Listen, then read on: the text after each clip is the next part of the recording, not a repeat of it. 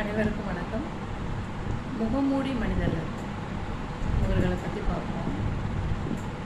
இந்த முகமூடி மனிதர்கள் ஒரு உறவை சொல்லியோ இல்லை பணியை சொல்லியோ ஒரு மதத்தை சொல்லியோ முகமூடி அணிந்திருப்பார். அது அவர்கள் செய்யக்கூடிய நிழலான காரியங்களுக்கு அது முகமூடியாக அவங்களுக்கு அமைந்திருக்கும். அதாவது ஒரு தவறான காரியங்கள், உதாரணத்துக்கு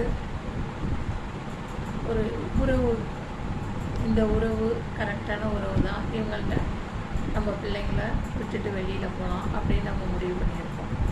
ஆனால் அவங்க பிள்ளைங்களே அப்யூஸ் பண்ணக்கூடியவங்களாக இருப்பாங்க. ஆனால் அவங்க முகமூடி உறவு முகமூடி. அதே மாதிரி ஒரு ஆன்மீக சம்மந்தப்பட்ட சாமியார் அவங்கள்ட்ட போகிறோம்னா அவங்க நல்லவங்க தான், அவங்க கடவுளுக்கு சமமானவங்க அப்படின்னு போவோம். அவங்க சாமியார் முகமூடி. இது மாதிரி ஒவ்வொருத்தரும் அவங்கவுங்க என்ன ஒரு வேலை செய்கிறாங்களோ, எந்த பொசிஷனில் இருக்காங்களோ, எந்த நிலையில் இருக்காங்களோ அதையே முகமூடியாக பயன்படுத்தி மக்களுக்கு என்னென்ன வகையில் தீங்கு செய்ய முடியுமோ அது மாதிரி செஞ்சுட்டு இருக்காங்க.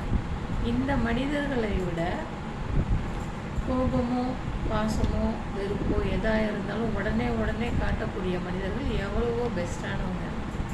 அதே மாதிரி நம்ம மேலே ஒரு வெறுப்பு ஏற்பட்டதுனால நம்மிடம் பேசாமல் இருக்கக்கூடிய, நம்மிடம் பாராமுகமாக இருக்கக்கூடிய பகைவர்கள் கூட இவர்களை விட பெஸ்ட்டானவங்க.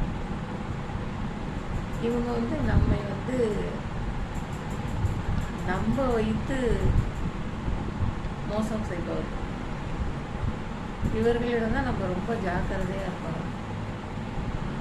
இந்த மாதிரி முகமூடி மனிதர்கள் தன்னுடைய சுயநலத்திற்காகவும் தன்னுடைய நியாயமற்ற ஆசைகளை நிறைவேற்றுவதற்காகவும் முகமூடியை அணிந்து கொண்டு நல்லவர் போல் நம்மிடம் நடிப்பார்கள்.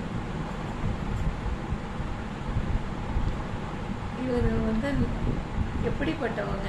இவங்க நடிக்கிறாங்களா இல்லை உண்மையாக பழகுறாங்களா அப்படிங்கிறத இனம் கண்டு கொள்ளக்கூடிய அளவுக்கு நம்முடைய சிந்தனை தெளிவாக இருக்கணும். இந்த மாதிரி இருந்தால் தான் இந்த மாதிரி மனிதர்களிடமிருந்து நாம் தப்பிக்க முடியும்.